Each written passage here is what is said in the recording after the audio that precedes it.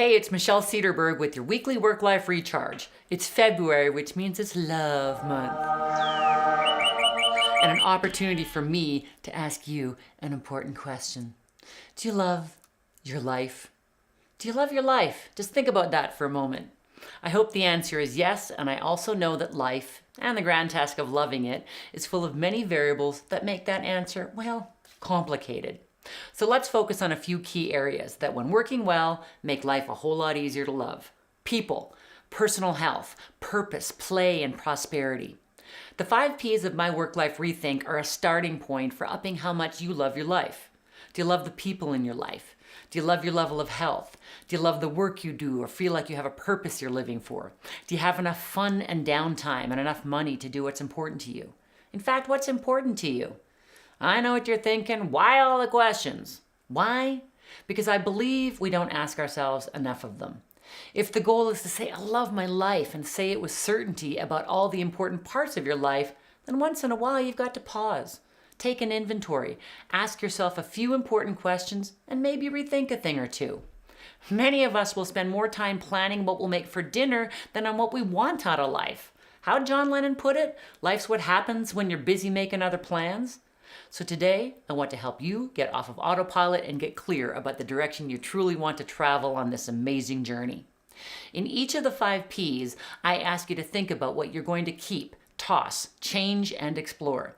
You can create a grid of your own, or you can download this one off my website under the Free Stuff tab. And grab a pen. Think of the process as an existential spring cleaning.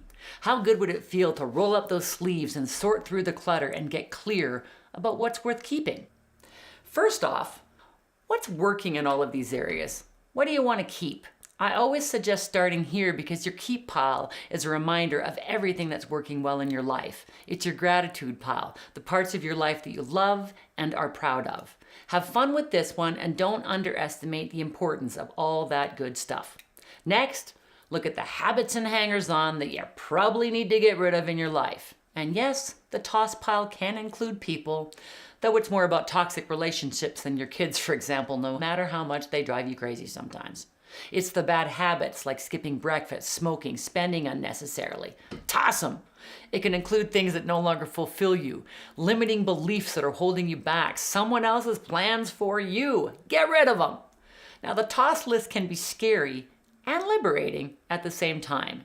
So remember that this is just a starting point for change, and it's definitely meant to get you thinking about what's really important in your life. If something's not working, why keep it around? But if tossing's not an option and you can't continue with things as they are, what can you change? You may love your spouse but dislike aspects of your relationship. What can you change? Maybe you want to change your fitness routine or your eating habits or aspects of your job. Maybe you want to change the way you interact with your kids to have more fun or do more things together. See how this works? Get clear about what you can change, how you want to change it, and write it down. Be specific.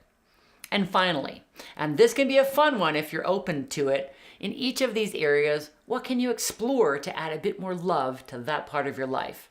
This is the try new things category that many adults shy away from, so why not just carpe freaking diem?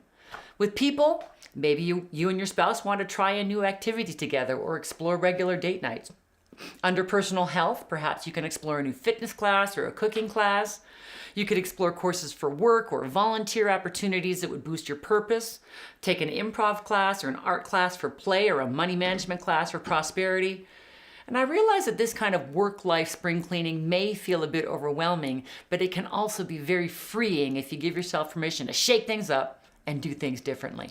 This can be the foundation of your work-life recharge. So print off the guide, grab a pen, and start asking yourself the questions.